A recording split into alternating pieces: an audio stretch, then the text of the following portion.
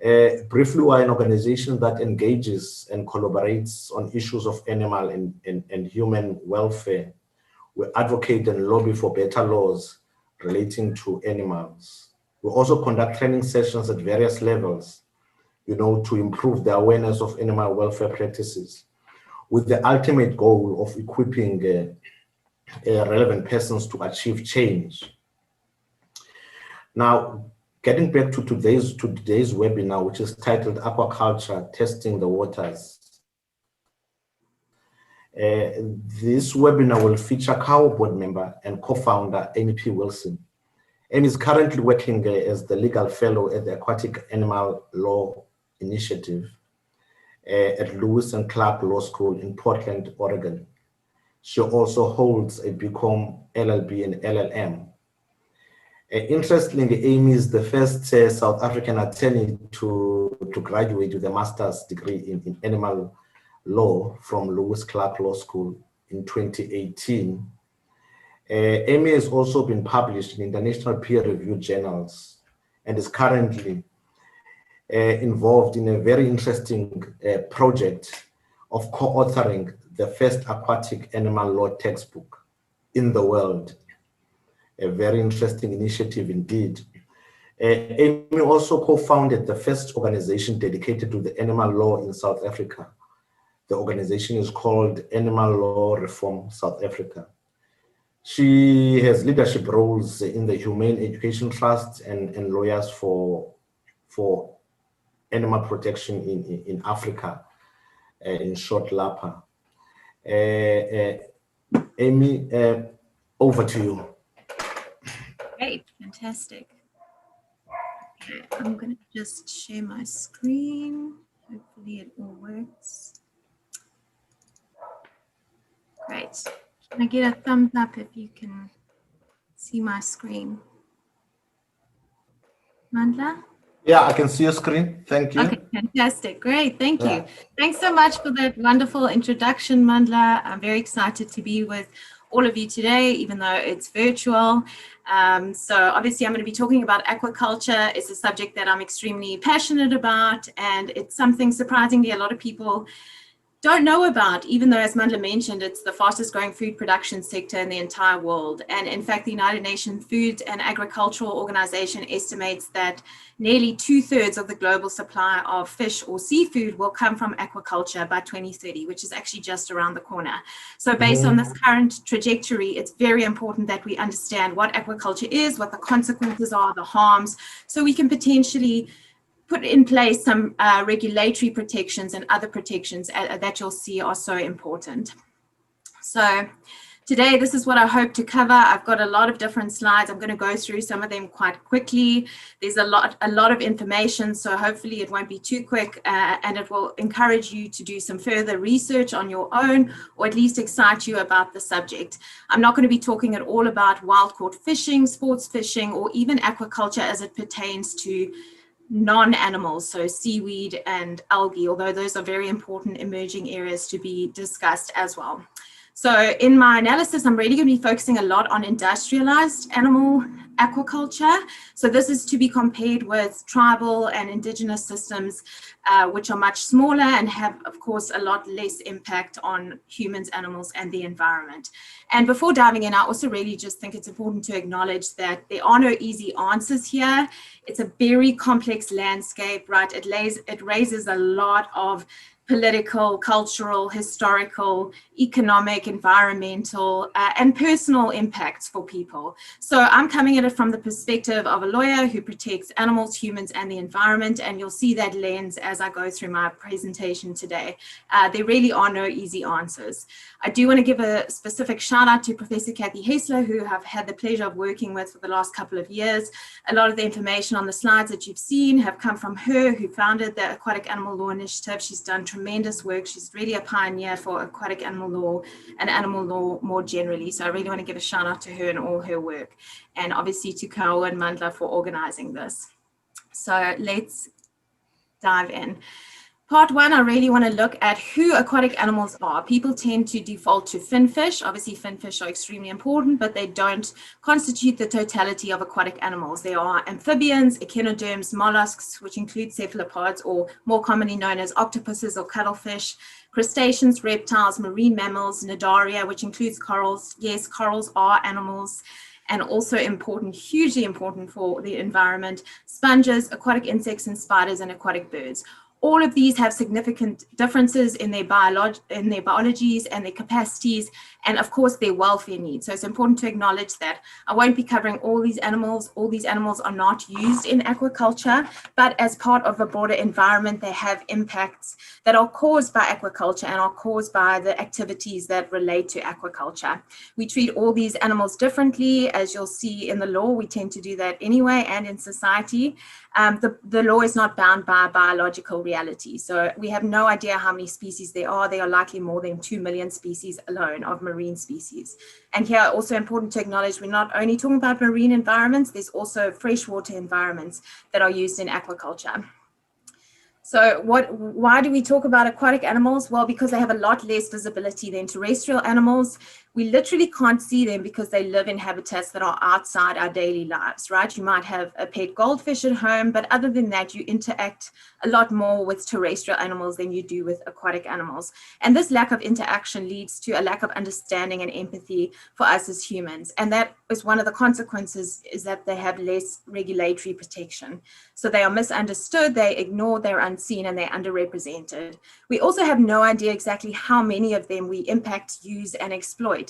Unlike terrestrial animals where there's certain recording requirements, and we know, for example, how many animals are used in terrestrial animal agriculture, we don't measure aquatic animals by individuals. We measure them by the tonnage. So we don't even consider them important enough to value their individual lives. And I'll show you statistics from the FAO report that actually measures them in tons. So we don't know the number of animals.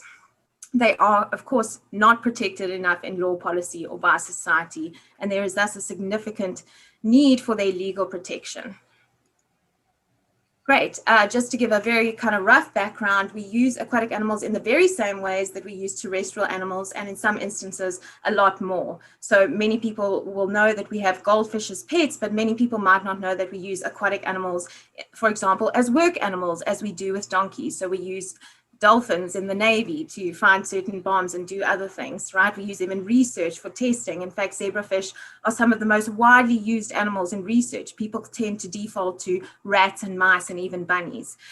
Jewelry, beauty, medicine, education, all these different things. And then we further categorize them. We might call them invasive or pests, and that in turn also impacts our legal treatment of them.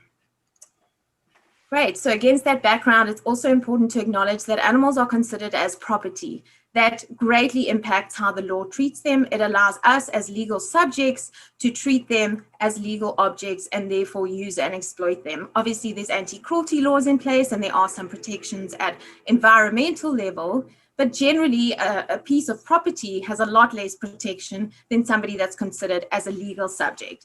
Around the world, there are massive efforts to change this status and to move them to personhood, but largely around the world, they are still considered property. So that's part of the work that we do as animal lawyers, is to try and uplift them and raise that status.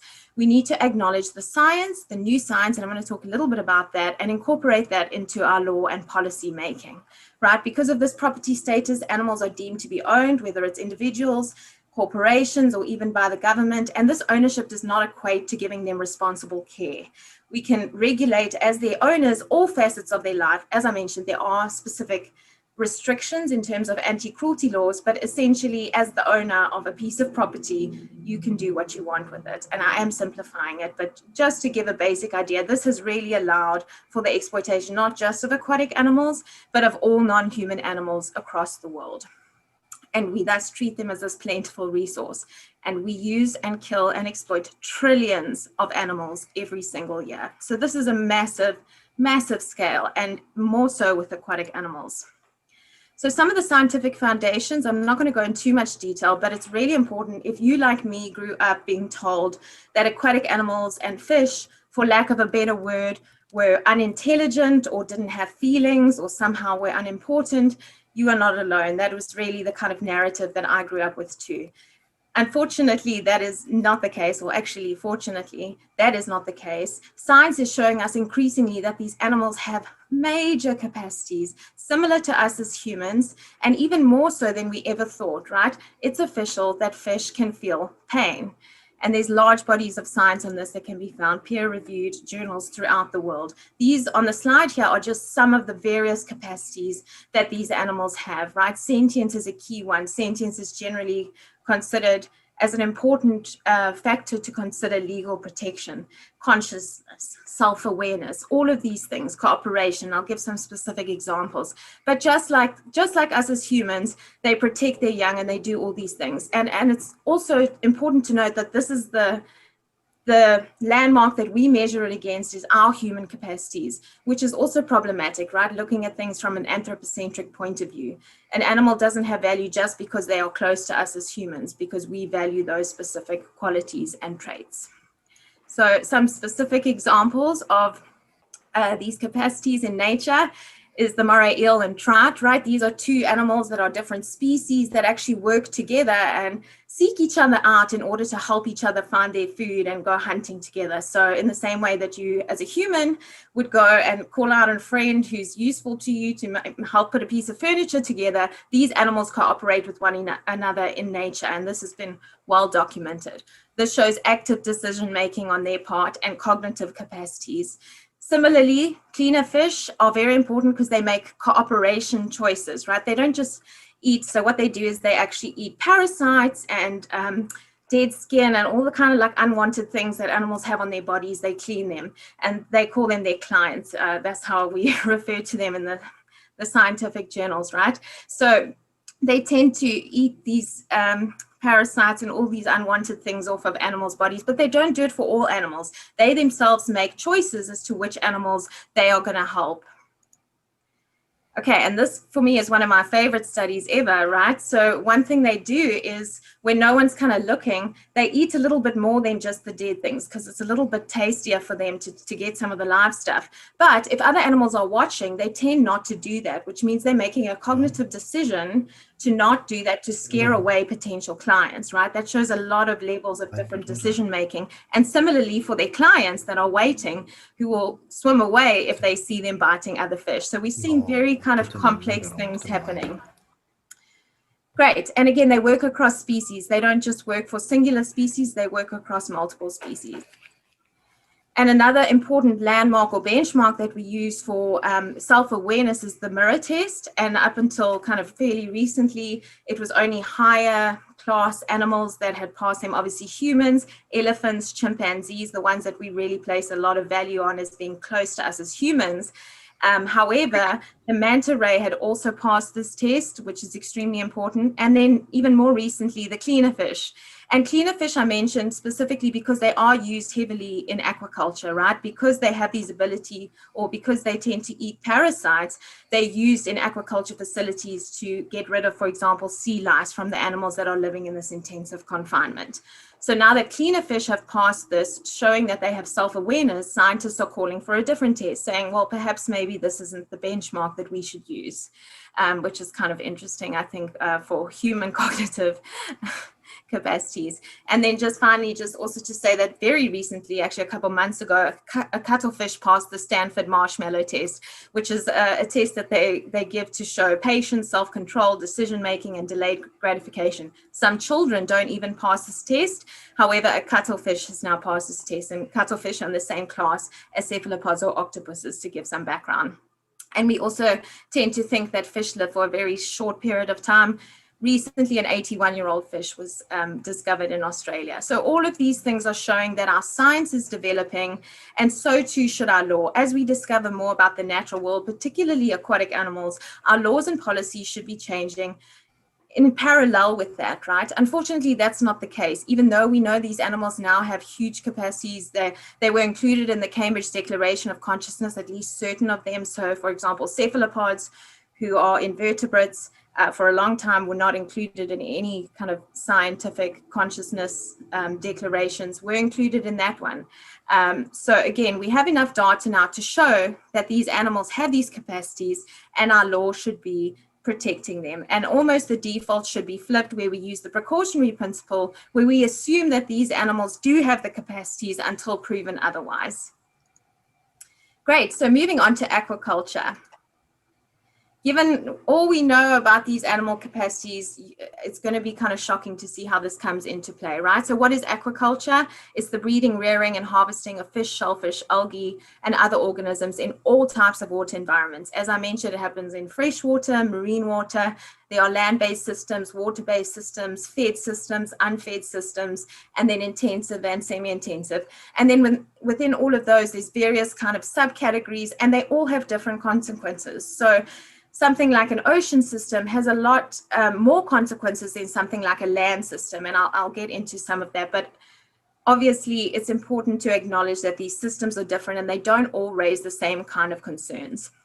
The animals utilized also vary very widely, everything from finfish to crustaceans to mollusks, right? The numbers and types and species of animals are only increasing as time progresses. So that's, as I mentioned, how much is it growing? Well, 527% increase from 1990 to 2018, which is obviously, if anyone's in business, a 527% increase is massive, right? In 2018, people consumed twice as much fish as they did in the 1960s. So we really see a massive push for aquaculture, for seafood and wild caught fishing even. So fish sales were $401 billion in 2018. And for those of us that don't work in dollars, there's a figure there at the bottom with the rand, and I'm not even going to read that, but you can see it's a massive, massive number. Great, and this also kind of illustrates the massive growth. This is taken from the 2020 Food and Agricultural Organization's report. Okay, you'll see there the orange line shows the capture fishery, so that's wild caught fishing that I keep referring to. You'll see that it's kind of leveled off over the last few decades or couple of years at least. This is absolutely not the case for aquaculture. The blue lines, you'll see it's increasing. And I'll get into some of the reasons why it's increasing so much. I wanted to also give some background to the fact of the role of government. So this is taken from the US government website, which relates to their proposed dietary guidelines. And in fact, seafood is something that is being promoted by the government. And in fact, even during pregnancy, so they're actually recommending it for pregnant women, right? And in children, they're saying people aren't eating enough seafood. So the government and the dietary guidelines are actively promoting people to eat seafood. And it's not just in the US, this is something that is happening in South Africa too. This was a statement from 2018. I haven't put up the whole article, but essentially, here we're talking about aquaculture being critical not only as a food source, but also for job creation, right? It's hitting on many targets that we need. And for a country that has a massive unemployment rate, aquaculture offers the opportunity to provide a lot of jobs and other social benefits, including social security. And that's important for our SDG goals, right? We have starving people, we need to feed them. In addition to this job creation, aquaculture has major economic benefits. We are producing protein to feed the world, right? We need food security. And then one of the kind of very important comparisons is if you look at aquaculture compared to terrestrial animal agriculture or intensive factory farming of land animals, it uses a lot less resources. And this includes water, this includes land. It produces a lot less greenhouse gas emissions than terrestrial animals. It has this kind of perception of being a healthy protein choice. And this is due to various factors, including, as I already mentioned, the government promoting it as a healthy protein choice. Some aquacultural systems and animals, including oysters, actually remove carbon from water. So that has an extreme benefit for a very carbon intensive planet. Another thing that is consistently pushed is this concept of sustainability. So we see aquaculture and to a large extent previously wild caught fishing as being a sustainable way to achieve our protein needs. I've put a question mark because I disagree with that, and I'll give some examples as to why I allege that it's unsustainable. And again, importantly, it should be compared to the context of wild caught fishing. So as I showed in the previous slides, with the leveling off of wild caught fishing, it's because we've really depleted our oceans to such an extent that we cannot continue to do this. So aquaculture is seen as this kind of silver bullet or the solution to our overfishing and all the harmful impacts of fishing. And if you haven't seen the movie Seaspiracy yet, I do encourage you to watch it. Aside from the criticisms, I think it has a massive amount of useful information in there and really kind of contextualizes the scale of our wild caught fishing. Okay, so I wanted to give a very brief kind of picture of what people do tend to think of when they think of wild caught fishing. So if you haven't seen the movie, this will give you some sort of idea. This is the reality. These are large trawlers, and just from the slide, you can see how many beings are caught up in this single massive net. Obviously having a devastating impact, not only on those animals that are included in that net, but the ecosystem more broadly. How big are the numbers? And as I alluded to in the beginning, we don't have the figures of individual animals, right? You can see just from the previous picture, there's no way we can tell how many animals are caught up in there. So we measure animals by the tonnage, right? How much exactly? Well, the Food and Agricultural Organization, this report was from 2020, which data was taken from 2018, 178.5 million tons. It's very hard to contextualize a ton in our minds, let alone a million tons, but hundreds of million tons. I really struggle to kind of envisage how many animals are included in that number. And there's the division between wild caught fishing and aquaculture. And the balance is definitely shifting, where aquaculture is going to be increasing exponentially. And it's important to note that it's not just for human consumption. These animals are caught and reared for use to feed other animals. So in many instances, we're catching animals from the wild to feed to farmed fish and farmed aquatic animals, or we're catching them from the wild to feed them to farmed terrestrial animals. So there's a very unsustainable and illogical chain there, where we're taking animals from the wild to feed them to farmed animals, to even to feed them to other farmed animals, to ultimately feed to people. So there's this whole chain which we really need to consider our food supply and how effective it is. From 1990 to 2018, 122% rise in food fish consumption, right? This not just food, fish oils, vitamins, all these different uses that we are using these animals for. We are decreasing the fish stocks outside of sustainable levels, and that should be a very big takeaway from all of this. I wanted to give some of the economics to it because it's important that we consider the financial context. Again, over 2 trillion ZAR, rands, massive amounts of money. This is global numbers. This is not South Africa, but this is very important. There's also a number of exclusions from this report. I encourage you to look if you're interested in it. A lot of things are not included in these numbers and figures, and also to be considered in the context of all the other activities that are happening in the ocean, such as illegal, unreported, unregulating fishing and activities. So those are happening outside of the law. That's not even happening within the legal confines of fishing and what we're allowed to do. It's also not including all the animals that are discarded. So 35%, up to 35% of global harvest is lost or wasted. That is a massive number of animals that are not even being used for food, that are being impacted by our food choices. So these all add up incrementally. It's not just the animals taken for food, all the animals impacted, all the illegal activities, and every single country participating in this across the world. So you start to see how exponentially the numbers just get bigger and bigger and bigger. So I think it's also important to see some of the systems for aquaculture in one's mind, because it seems kind of far off. None of these are graphic, so I won't be showing animals in pain or anything like that. But there's various different types within marine and freshwater. There's net pens, there's rafts, there's columns, there's ponds, there's tanks, and there's raceways. And the next couple of slides will show them. So this is an ocean system. You'll see it's happening out there in the ocean. You'll also notice just from this picture that the workers are out there working without any sort of safety equipment. I'll get into some of the worker safety issues in a bit. This is some offshore aquaculture net pen. This is not happening as much in South Africa due to our weather patterns and our very rigorous tides. It is happening in a number of other jurisdictions in the world. This is an in-water system. Another kind of ocean system. So imagine the number of animals inside each of those little squares multiplied over that amount of space. This is another kind of system. So you don't actually see any of these animals. This is a land system, but you'll notice there that even then there is a knock-on impact to the environment, right? And another kind of system. And this is a land system, an indoor one. Great. Another kind of land system. And this is one of the future predicted systems. So obviously the industry is always trying to improve and see different ways that they can deal with some of the harms.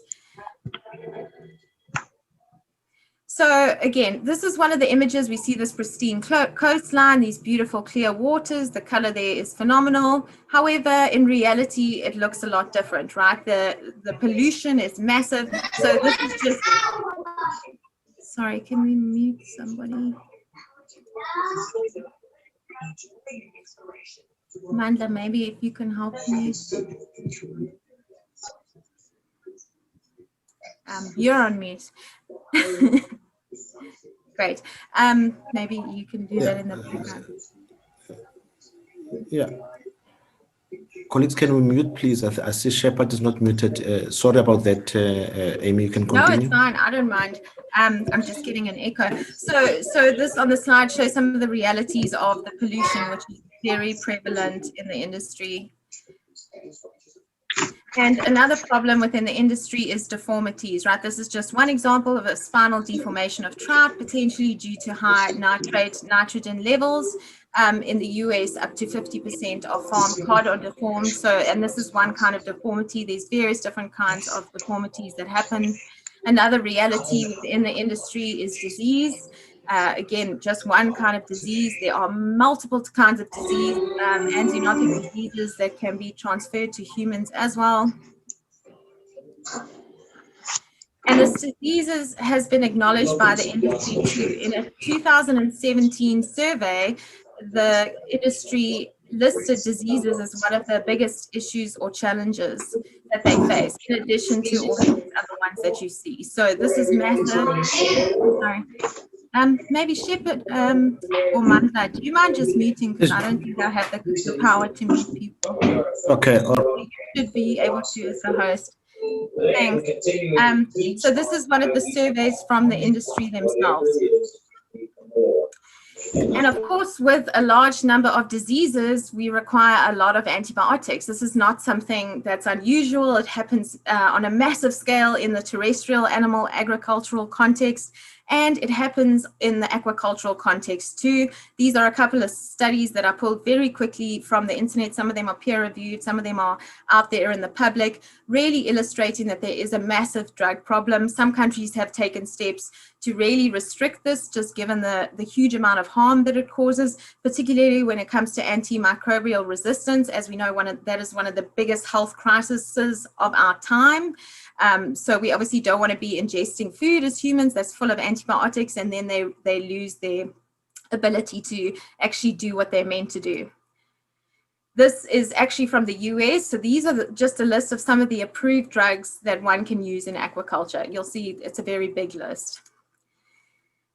Great. So moving aside from the health impacts and the antibiotics, there's a huge number of environmental impacts. This ranges from contamination to pollution. Some of the contaminations are really toxic for humans to be ingesting. And again, some of this information is from the US, so it's not necessarily the African context. One big thing is escapements, particularly in the context of the open ocean systems. Right. So what happens is animals are in these net pens, and then they tend to escape. And what happens is they go out into the open oceans there. They have different genetic material. They interweave with the biodiversity of the systems, and they affect the ecosystems outside of them. So this is a huge issue. There have been massive escapements in the US. It has had unknown consequences for the other systems. Aside from the escapements, endangered and threatened species can be impacted. So whales, dolphins, some of the charismatic species, the ecosystem impacts are huge. And again, we don't even know all of them. The pollution is also massive. I won't go into detail on all the different kinds of pollution. If you're interested, it's very easy to find online, but some of the kind of less thought about ones are from the pharmaceuticals and the waste, right? The untreated waste that can escape into the ocean. And again, I'm specifically talking about ocean systems here. It doesn't necessarily happen in the land systems, right? Because we have these recirculating systems. One thing I do desperately want to highlight, though, is that so many wild caught fish are taken from the ocean to feed to these farmed fish, right? The bottom there says approximately 1.2 trillion aquatic animals are fed to other aquatic animals each year. That was a study that was recently done by the Aquatic Life Institute. We don't know the exact numbers, right? We do know that less desirable species, sometimes referred to as trash fish, are fed to the desirable species that people want to eat, like salmon, right? So we're taking these animals that we consider to be less valuable or less tasty or less appealing to us as humans, and we're just feeding them to other fish. So this is a big issue, and this speaks to the sustainability issue and the sustainable claims that are made by the industry. Another emerging issue that we're slowly discovering more and more about is the worker safety aspects of the industry. We know for sure that the fishing industry is extremely problematic from a worker perspective and also has issues such as slavery, but the aquacultural industry is largely untapped in terms of discovering these negative impacts on the workers. However, they face a massive amount of threats and challenges, and increasingly so, right? These relate to everything from equipment to themselves catching diseases to working without sufficient knowledge and skills in sometimes extremely harmful conditions. And depending on whether it's land systems or offshore systems also dictates the risk. And then there's other consequences that relate to their well-being, their welfare. Generally, these are people that come from other countries, so they're immigrants, so they're offered less protection. Some of them are undocumented, and as a result, they are generally more vulnerable than people who are citizens of that country. So this is problematic. And again, it's something we have seen in the animal agricultural industry, now replicating itself in the aquaculture industry. Okay, and then there's obviously impacts from working for killing animals day in and day out. There's electrocution, there's all sorts of chemical hazards working with chemicals, antibiotics. I encourage you, if it's an area of interest, to do some further research on it. We need to get this kind of information in South Africa and South Africa too. And then broader context, some of the issues with seafood more generally is seafood fraud, which happens when products are mislabeled. There's different kinds of seafood fraud, but the most common one is when products are mislabeled, and that can be the kind of species or where the animal was sourced from. It may not appear to be a big deal, but it does, because it affects people who have allergies, people with vulnerable groups like pregnant women. It has huge impacts on the environment, also our ecosystems and other vulnerable species. And it's a consumer protection issue, right? If you think you're buying one product and you're actually getting something else. Some of the other labeling considerations are greenwashing, and this speaks to the sustainability. People buy a product that says this fish was sustainably farmed or sustainably caught, whereas those claims are unfounded, unsubstantiated. And we're seeing, especially in the USA, that companies and individuals and even class actions are happening where people are suing these companies who are making these claims and saying that you cannot guarantee that this is in fact sustainable and unproblematic. And another problem is humane washing. Again, we've seen the terrestrial animal agricultural context saying this fish was humanely raised. This is a high welfare seafood product, when in fact we have no verification that that is the case. So moving briefly to animal welfare issues, I put on the slide there the 5 freedoms. This is generally an acceptable way to measure welfare with these freedoms, at least globally, right? There's some differentiation between them, but it has been largely accepted coming out of the UK a number of years ago. What are some of the welfare issues in aquaculture? Well, similar to those that we've seen in terrestrial animal agriculture, particularly the intensive confinement systems or factory farming systems. There's overcrowding. Stocking density is how they refer to it in the industry. Within that, they have mutilations to prohibit the animals from hurting each other, although there is still a lot of infighting. Within that, injury, diseases, death, parasites, stress. I'm not going to go through all of these, but these are all obviously critically important based on the context of these animals having sentience, self-awareness, all these capacities, right? So it's hard for us to imagine it as we do with terrestrial farmed animals, perhaps, of these animals suffering in this huge number. But it is happening, and these animals are suffering immensely, and they deserve our consideration and definitely deserve at least minimal legal protections. And one of the very important issues is how we kill them. So generally, there's protection for slaughtering certain terrestrial animals. So in the USA, there's the Humane Methods of Slaughter Act, which at least protects certain animals when they're killed. In South Africa, we have the Meat Safety Act, which requires in the regulations that animals are killed in a certain way. This is not the case for fish, right? Because of this and because of the lack of regulation, there's various ways in which these animals are killed. Some of them are extremely horrific. Some of them cause suffering for a very long time. We should be not allowing this. At a very, very minimum, we should be having these animals at least stunned so that they are rendered unconscious or insensible to pain before they are killed. So this is one of the kind of basic considerations, and it's something that we've been working on at the Aquatic Animal Law Initiative. To see if we can get a bill passed about this for aquatic animals.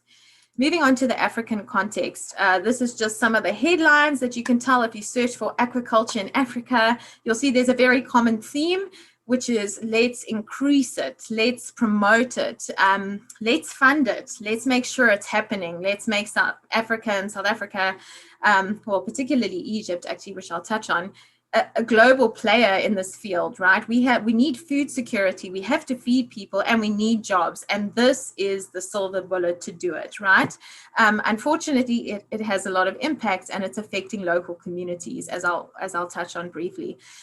Importantly, Egypt seems to be really leading the charge in this regard, and this is one of the very recent developments, more than 150,000 tons of fish. Okay, so it's projected to grow, this sector is projected to grow faster than in any other region in the world in the next 10 years. So Africa is really positioning itself to be a global player. The World Bank also talks about the shortfalls, right? And of course, against the context of wild-caught fishing not being able to meet the demand that we have. So capture fisheries are simply not cutting it. So the top producers are listed there on the slide. I won't go through all of them, but South Africa is number 10. And hoping to become bigger than that. But the top 3 account for 90% of the total production, which is obviously very important because when we're situating ourselves and looking at the regulation, we need to look at what's happening in those 3 countries. And the study on the top, I really encourage you to take a look at. It's an excellent summary of at least the countries that are covered and specifically how these compare to the South African context. So I've pulled some information from there. Although the African contribution to the world aquaculture is still very small, it's less than 3%. As I mentioned, it's projected to increase. We also tend to use the inland systems versus the offshore systems, which we've seen increasingly being used in other countries. It employs approximately 6.2 million people in Africa, a large percentage of which are women, which is very exciting because we are trying to uplift women and promote them in our society, and we're also trying to promote employment, but again, against this context of some of the harms that it raises. And I did also want to touch on the point that in many instances, aquaculture is referred to as a colonial system, right? As is factory farming. Factory farming is not something that arose from African traditional cultures. These are some colonial ideas that are being brought by colonial governments, and they in fact were the ones that were promoting them. Obviously not in every single country. Every country in Africa is very different and has very different historical and cultural considerations. For example, Egypt, the practice of aquaculture dates back several millennia, right? This is not the case for countries like South Africa and others, but the colonial past is very important in recognizing what's happened and also looking ahead and whether we should be promoting these kinds of things in our countries. So South Africa, the industry is, as I mentioned, is fairly small. Our kind of shining light in the mariculture or the ocean setting is abalone, or as we refer to it locally as perlemoen. We export a lot of it to Asian countries, particularly China, in canned form. The government really supports and wants to improve this. And through this Operation Pakisa is how they intend to do it. And it's really prompting this ocean economy idea, this blue economy. South Africa must create jobs. We must grow our economy. We need to feed everyone. So that context is very important when we're looking at regulating it. And I'll touch on some of the ways that they're looking at regulating it. We do export a lot, as I mentioned, and there's various species that are involved. We also use aquaculture for ornamental fish and for crocodiles. We have a massive crocodile breeding industry. We don't necessarily use it for food in the same way. It's mostly for fashion, but it's important to note that, right, because there's a big industry that has a vested interest in aquaculture and the way it's regulated. And these are just two other examples outside of the food context. So what does the law say? Okay, I'm going to zip through this. Obviously, as a constitutional democracy, everything needs to comply with the Constitution as the supreme law of the land. Particularly relevant is the right to food and water, and also the right to environment, given some of the harms I've already discussed. Then the Animals Protection Act, obviously, is the predominant piece of legislation protecting animals in the country. There's some debate about the context to which it applies to fish and aquatic animals. We unfortunately have not had a lot of case law that's tested this, although it's definitely something we need to look at. And then I won't go through all of these, but given some of the issues I've already highlighted, all of these other pieces of legislation have some sort of impact on the regulation of the industry, whether it's the safety of the food that's being produced from it, the kinds of diseases that are coming out of it, or the antibiotic use.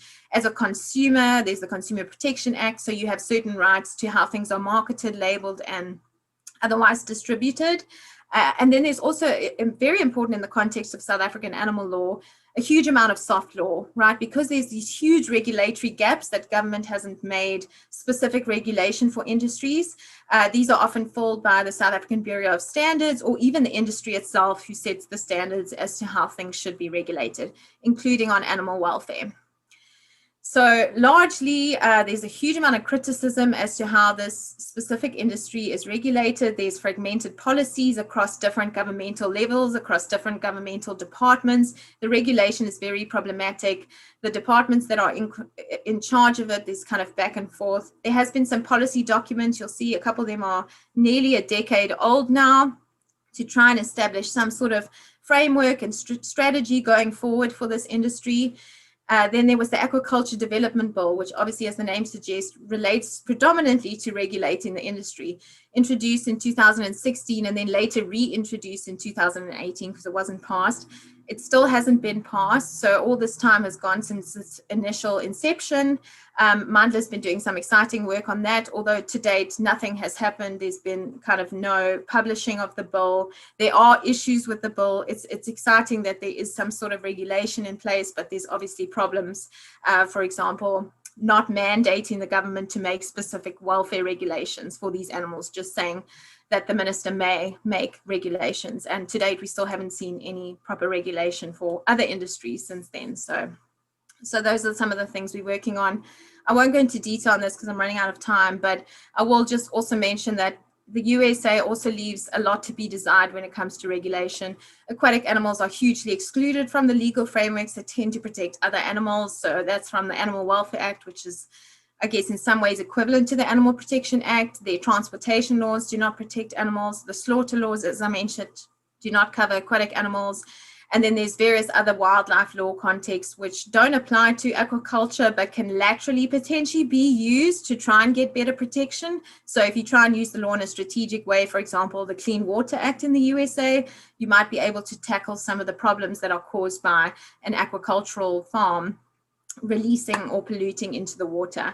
Ex-President Donald Trump, for all the things he did, also in 2020, released an executive order promoting the American seafood competitiveness and economic growth. So as the name suggests, really promoting the industry, trying to remove barriers, regulatory barriers to this industry, the seafood industry, and really promoting the local and national production of seafood. Again, these kind of laterally regulate the industry. They don't really speak to animal welfare and the things that we are concerned with as animal lawyers. And similarly, at an international level, the tendency is to focus on fishing, not so much aquaculture, very much on illegal, unreported, and unregulated fishing. There's the OIE, the World Animal Organization for Health. They've released an aquatic animal code, but again, it's soft law. It needs to be incorporated into national legislation. The enforcement's a problem. We're not really seeing what we need to be happening at an international level in terms of regulation. So looking ahead, something I'm extremely excited about is the growth of alternatives, right? There's plant-based alternatives, fungi-based alternatives, and cell-based or cultivated seafood, right? It's increasing exponentially, right? And I'll give some examples as to how it's happening in South Africa. These alternatives are exciting. They're really at the cutting edge of technology, ethics, and law. There's obviously problems with this. They're hugely expensive. There's access problems. They're not available to everyone. The pricing, the economics. Consumers have a bad idea or perception of what cell-based food is. You know, there's a huge misconception that it's extremely unhealthy or problematic. So there's a lot of barriers to overcome with these alternatives, but they are improving and increasing. I even read about 3D printed food, which to me just sounds like something out of a sci-fi movie, but it's happening. And it is exciting to see human ingenuity being used to promote food systems that are less harmful, right? Regardless of the potential issues with them, it is exciting to see tech really pushing the way it should be to deal with some of the world's problems. These are some from the Good Food Institute. Again, I encourage you to check them out. They have done some phenomenal work in terms of alternatives to both meat and seafood. They've done an analysis of some of the opportunities, strengths, weaknesses, threats, challenges of seafood alternatives in particular. They actually have an entire seafood alternatives program. So I've already highlighted some of the problems with the industry. So alternatives tend to counteract all those problems. I won't go into them. One I will highlight is a lot of people are allergic to seafood. So if you have a plant-based alternative, you eliminate those allergies or at least minimize them. There are a number of challenges, one being the consumer perception, as I mentioned, attitudes. People tend to think that seafood is healthier, which I did speak a little bit about. So these are just a high-level example. These are some of the exciting alternatives that are available. Granted, this is in the USA, but you can see that there's everything from shrimp to fish fingers to tuna to cakes. This is the growth of this industry, and as consumers demand, so the industry supplies. Even in SA, it's happening, right? We see Fry's Family Foods. They've got these fish-style fillets, prawn-style pieces. And I'm very excited to say that we have the first cell-based seafood startup in South Africa now. So South Africa actually is now catching up with the rest of the world when it comes to cell-based foods. It's extremely exciting. It's the cutting edge of food. So systematic, watch out for them. Again, I'm personally very interested in this. With all these alternatives, it does raise a lot of regulatory questions, right? What do we call them? The traditional industry, like the farming industries, are pushing back against us calling these products things like milk or meat or even seafood or fish. They're saying it doesn't come from these animals. It shouldn't be allowed to be called that thing. This is not something that's happening hugely in South Africa. It's happening massively in the US and internationally in other countries like Europe. They were trying to sue to stop a veggie burger being called a veggie burger, a burger.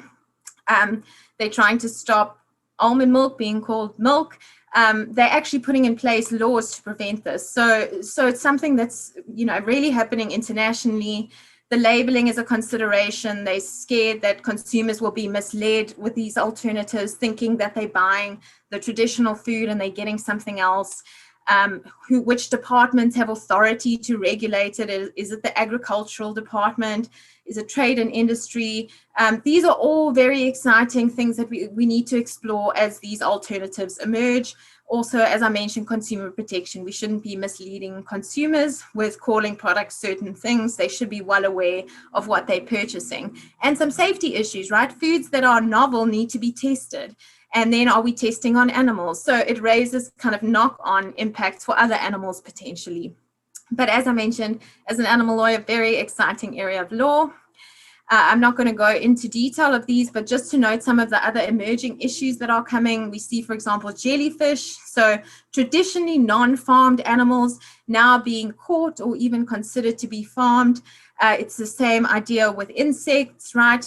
As we move down the chain, as we realize animals become We're doing studies on other animals. We're moving down to animals who we think don't have capacities, like insects. It's a very dangerous trajectory to go down because we don't have enough knowledge. Sea urchins are being widely used to deal with some of the problems that aquaculture raises. I already mentioned cleaner fish. So we're now employing even more animals in the context of aquaculture to deal with some of the harms that are being caused by that industry. So octopus farming is another one that's being examined. In South Africa, we have an octopus fishing industry, as we know, which had caused some whale issues and potential other ecosystem impacts. So octopus farming is something that's being explored. Algae farming, bait fish is another thing. Bait fish are used at a massive scale to catch other fish, wild caught fish, right? But they're being farmed on a massive scale, billions actually. So, and again, a lot of this can be US context. In South Africa, we simply lack enough information and studies and research, which is a major area for pushing. And we're seeing human rights violations in these industries, the lack of regulation. And we need to have investigations into these industries, actually going to the facility, seeing what's happening there and creating a level of transparency, right? Especially if we are promoting these industries and governments funding them with tax money and things like that, we need to know what is happening in there. And this is just kind of some concluding thoughts because I know we're running out of time. We essentially say that failure to consider animal interest is an impoverishment of the development of the law, right? We need to consider all benefactors within a situation, right? So if animals are sentient beings and they have capacities and they are valuable as individuals, which I allege they are, we need to consider their impacts within this framework of their use. We cannot simply ignore them at the convenience or at the push of these other human interests that we have, right? We need to dedicate resources to enforce these laws. We need to decenter the way of humans as the top of the food chain. We need to reposition ourselves within nature, because that's where we belong. And these are my views and my thoughts. And I think that if we don't do this, we're going to continue to see some of the tremendously harmful impacts that we have seen come upon humans. So this is some of the work that we are doing as KAWU and Ally and many others of you that I see on the call, which is wonderful to see. We need to educate ourselves first and foremost. And with that, we can educate others. We need to examine and explore our own personal behaviors, change them, you know, encourage others to do the same. Research, always your own research. You don't need to listen to or trust anything anyone else tells you, but do your own research, right, at the very least. And make your own decisions, right? We need to support each other in this work, build our networks, and continue to work together as KAWU is doing as a coalition. Also just to be hopeful and remain persistent, because it can be very challenging to do so in some of the circumstances that we work in. My personal philosophy, animals are not products, they're not property, and they're not ours, right? They have inherent worth, intrinsic value. We need to respect that as human beings, and we have a duty to do that, and our law has a duty to do that and recognize that, and we need to reframe this relationship. So with that, I will end on a positive note. Very cool things happening for aquatic animals. We have dedicated sanctuaries, dedicated days. I mentioned documentaries, right? One of the famous ones coming out of South Africa is my octopus teacher. And I will just conclude with the African work to protect aquatic animals, which I'm extremely excited about to see it happening in Africa. It needs to be happening in Africa by Africans, not just international organizations. So with that, I'm going to conclude with a quote from Martin Luther King. And he said, "Today, our very survival depends on our ability to stay awake, to adjust to new ideas, to remain vigilant, and to face the challenge of change." So thanks very much for your time. This is what we want to see. These are the goals. We want to see a healthy ecosystem. There's my email. Thanks, Manda. I'm going to stop now because I've gone a bit over.